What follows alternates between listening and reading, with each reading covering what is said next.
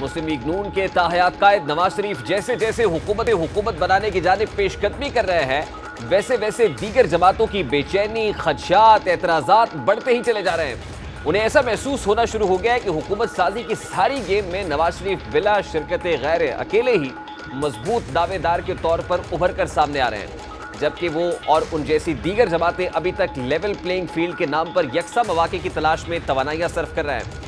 M Q M سے ہاتھ ملانا، بلوچستان کے بیشتر الیکٹیبلز کو اپنی کشتی میں سوار کرانا، اس کے بعد آج نواز شریف دیگر نون لیگ کی سینئر قیادت کے ہمراہ لاہور چیمبر آف کامرس میں تاجر کمیونٹی کو بھی رام کرنے پہنچے اور انہیں ایک بار پھر یہ یقین دلانے کی کوشش کی کہ ان کی پالیسیز کی وجہ سے ملک ترقی حاصل کرے گا۔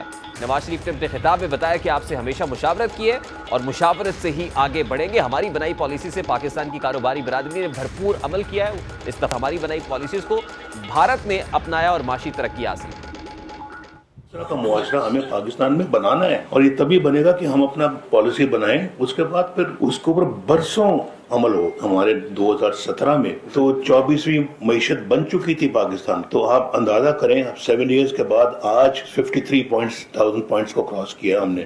اگر 1990 والا مومنٹم جاری رہتا تو آج 104 نہیں، آج روپیہ شاید 50 روپے کا، ڈالر 50 روپے کا ہوتا اور ملک کے غریب آدمی بھی سکھ کا سانس لے رہا ہوتا، امیر بھی سکھ کا سانس لے رہا ہوتا، سب یہاں پر ماشاءاللہ خوشحالی کی طرف آگے بڑھ رہے ہوتے۔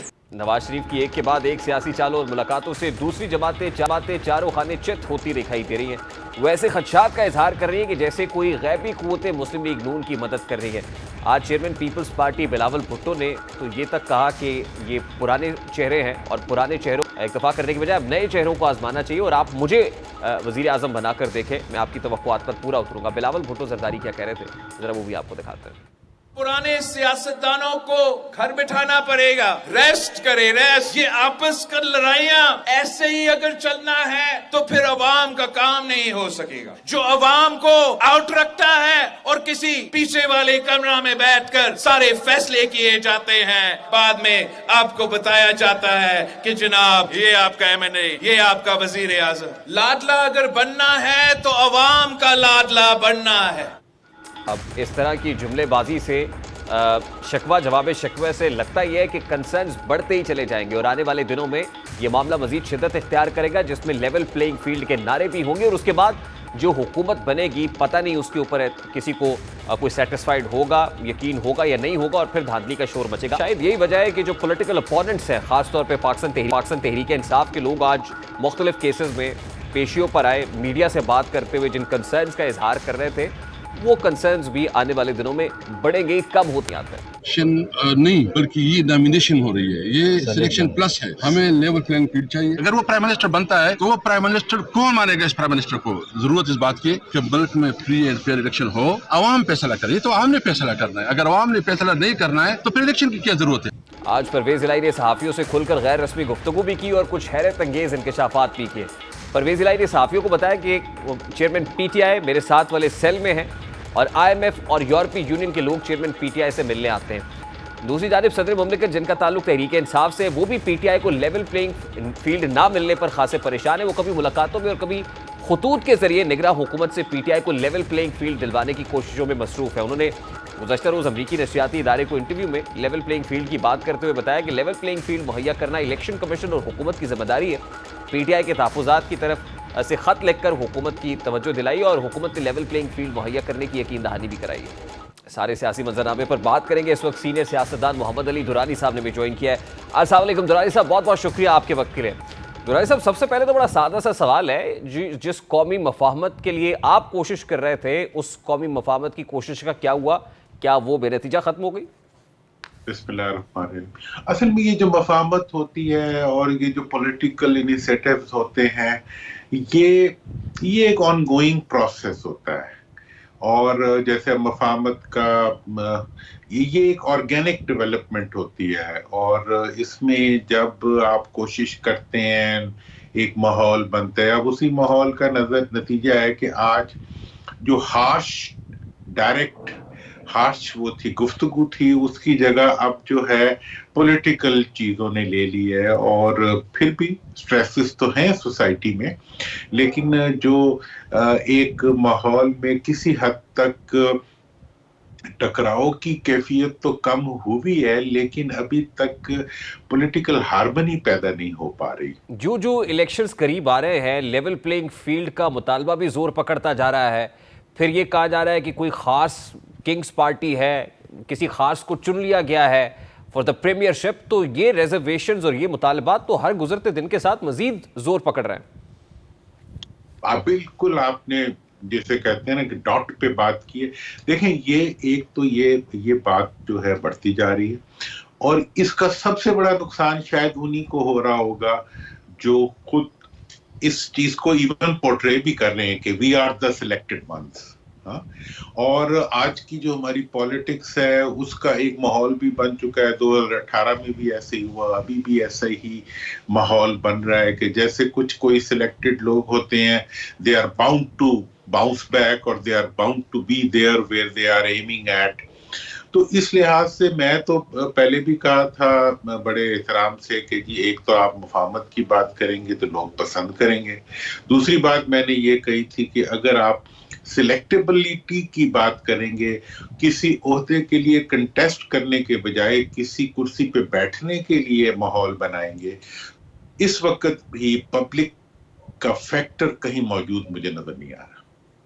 इक्तदार का फैक्टर मौजूद है, इक्तदार में आने वाले खानदानों का फैक्टर मौजूद है, पॉलिटिक्स और पॉलिटिकल प्रोसेस को इन्फ्लुएंस करने का प्रोसेस मौजूद है, गवर्नमेंट मशीनरी को यूज करके इक़्तिदार में आने का प्रोसेस मौजूद है। लेकिन अवाम के लिए इस सारे प्रोसेस में मुझे कोई बहुत ज्यादा नजर नहीं आ रहा, लेकिन फिर भी इसके अलावा कोई ऑप्शन भी नहीं है। तो दुरानी साहब, इलेक्शन से पहले ही कॉम्पोजिशन ऑफ द गवर्नमेंट, कौन हुकूमत में होगा, कौन सी जमातें इत्तेहाद में होंगी, ऑपोजिशन क्या होगी, ये सब कुछ डिसाइड हो गया?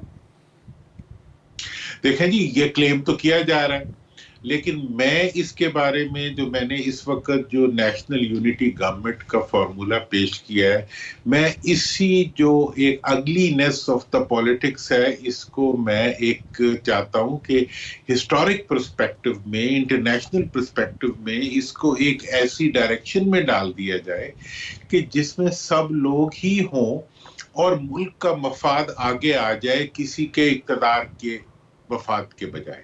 देखिए, मैंने जो फॉर्मूला दिया है कि जी हमें अगले 5 साल के लिए एक इलेक्टेड नेशनल यूनिटी गवर्नमेंट बनानी चाहिए जिसमें तमाम पार्टीज जो पार्लियामेंट में आए वो उसका हिस्सा हों, और उनमें से जो सबसे ज्यादा मेंबर्स रखती वो पार्टी वो अपना वजारत उस्मा का कैंडिडेट नॉमिनेट करे और 30 से ज्यादा की कैबिनेट ना हो।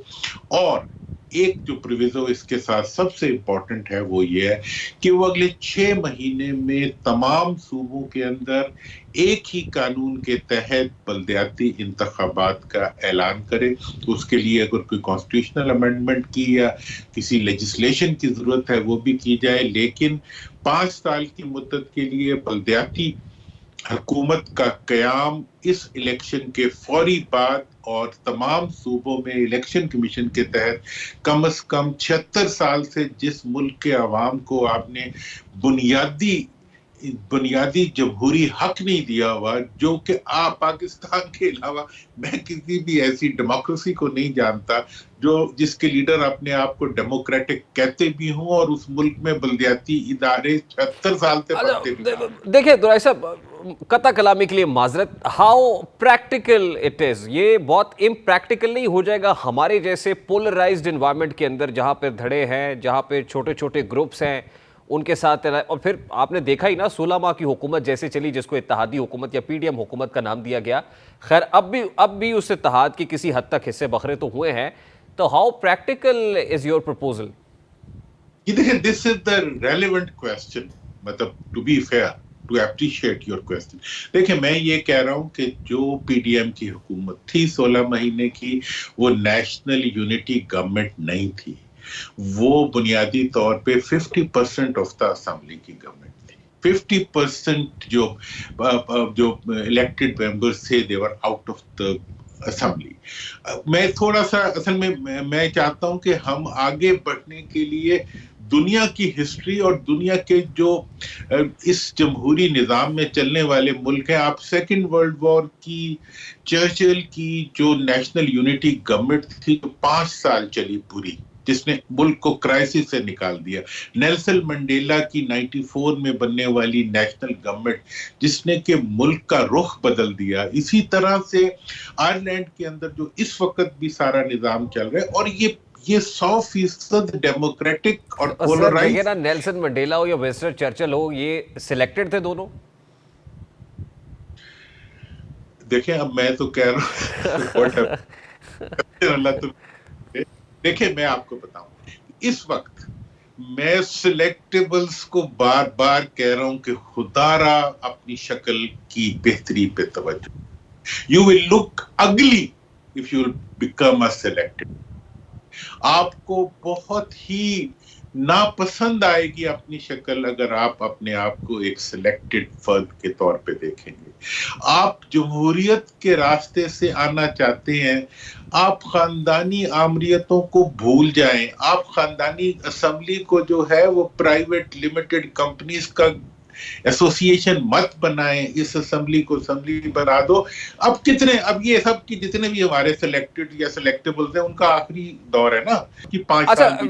ویسے درائے صاحب یہ تو ایک پرسیپشن, یہ ایک تاثر بھی ہے نا کہ پاکستان مسلم لیگ نون شاید سلیکٹڈ ہے یا میاں صاحب چوتھی بار پرائم منسٹر بننے جا رہے ہیں, اور اس تاثر کو پیپلز پارٹی نے بھی خاصا گہرا کیا, جس سے الٹیمیٹ فائدہ نون لیگ کو ہوا کہ بڑے بڑے الیکٹیبلز آ کے نون لیگ کی جھولی میں گر رہے ہیں. یہ لوگ چاہتے ہیں کہ پی ایم ایل این کے ٹکٹ پہ الیکشن لڑے, تو وہ تو اس طرح سے بھی اس کو جسٹیفائی کر سکتے ہیں. جی دیکھیں پی ایم ایل این کیونکہ اس وقت بڑی مضبوط جماعت ہے, اس لیے لوگ پی ایم ایل این میں شامل ہونا چاہتے ہیں. آپ کیسے کہہ رہے ہیں کہ سلیکٹڈ ہے؟ دیکھیں جی میں اس طرح سے سلیکٹڈ کہہ رہا ہوں کہ 2018 میں, ٹھیک ہے نا جی, ہم سب کے اوپر اس سلیکٹیبلٹی میں شامل ہونے کا پریشر تھا. میں نہیں ہوا تھا تو بڑی مشکل سے نہیں ہوا تھا. مطلب یہ ہے کہ کوئی ایک جو راستہ آپ اپنا رہے ہیں, اگر آپ دل میں مطمئن ہیں یا آپ دل میں مطمئن ہو سکتے ہو, میں بھی مطمئن ہو جاؤں گا. آپ ہاتھ رکھ کے دل پہ کہو کہ کیا this is the way to proceed, this is the way to make a wrong thing right, do another wrong thing. اور آپ نے اس وقت اگر رائٹ کو رائٹ کرنا ہے وہ صرف اور صرف جمہوریت کے ذریعے ہو سکتا ہے. آپ کا اپنا ہی لکھا ہوا جو نعرہ ہے اس کو بڑا بڑا لکھ کے اپنے ساتھ لگا لیں کہ ووٹ کو نہ صحیح عوام کو عزت دے دو. اور سچی بات یہ, میں نے جو نیشنل گورنمنٹ کا جو یہ فارمولا پیش کیا, بنیادی طور پہ میں سب کو فیس سیونگ دینا چاہتا ہوں.